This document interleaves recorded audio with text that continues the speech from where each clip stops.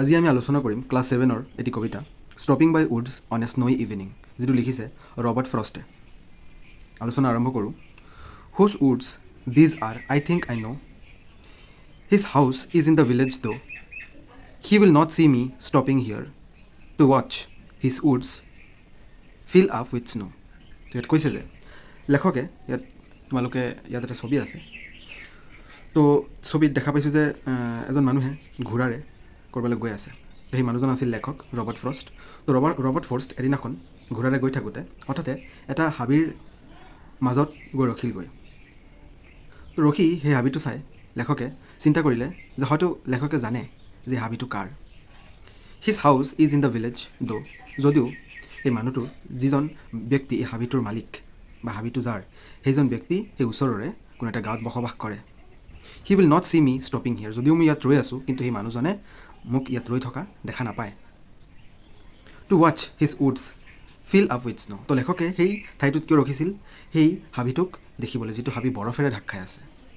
My little horse must think it queer to stop without a farm house near between the woods and the frozen lake the darkest evening of the year. তো লেখক ইয়াত কৈছে my little horse must think it Kuber.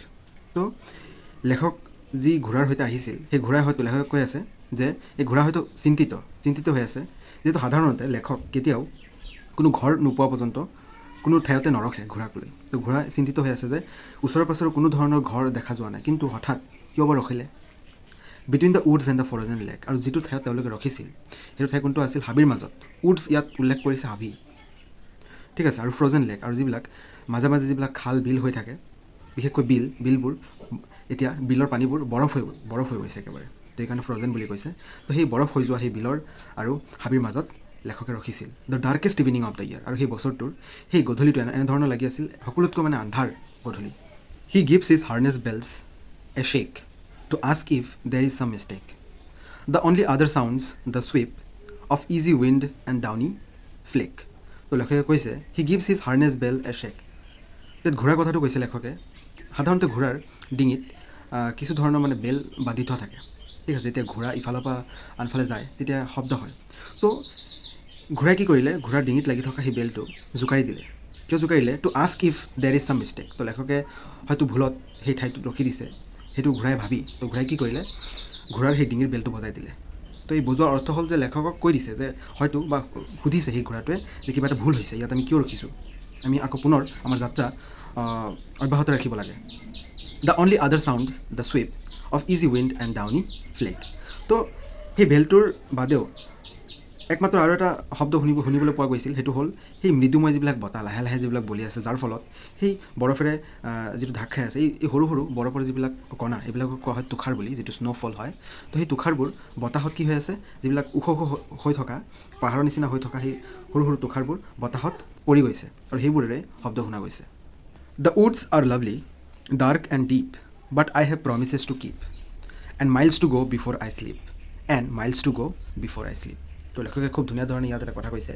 The woods are lovely, যিটো হাবি লেখকে চাই আছিল, হাবিটো ৰৈ সেই হাবিটো লেখকে কৈছে কি খুব ধুনীয়া, ডাৰ্ক একেবাৰে আন্ধাৰ, এণ্ড ডিপ আৰু বহুত গভীৰ, বাট I have promises to keep. তো লেখকে কৈছে যে মই এটা কথা ৰাখিব লাগিব। কথা ইয়াত লেখকে বেলেগ ধৰণে ক'ব বিচাৰিছে, যিহেতু লেখকে বহুত সময় ধৰি এই হাবিটোৰ আগফালে ৰৈ আছিল, হাবিটোৰ এই সুন্দৰতা দেখি ৰৈ আছিল। তো যিহেতু লেখকৰ আৰু কৰিবলগীয়া জীৱনত কাম আছে, তো লেখকে কৈ আছে যে মই ইয়াত একেটা ঠাইতে ৰৈ থাকিলে নহ'ব, মই ইয়াৰ পৰা যাব লাগিব, যিহেতু মোৰ বহুতো কৰিবলগীয়া কাম আছে।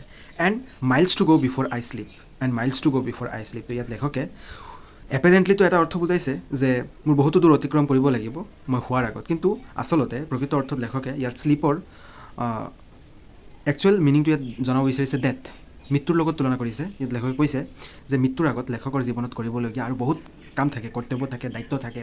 হয়তো লেখকৰ এটা নিৰ্দিষ্ট পৰিয়াল আছে, তো পৰিয়ালবৰ্গক পোহপাল দিব লাগে। তো মৃত্যুৰ আগত লেখকে বহুত কিবা কিবি কৰিব লাগিব।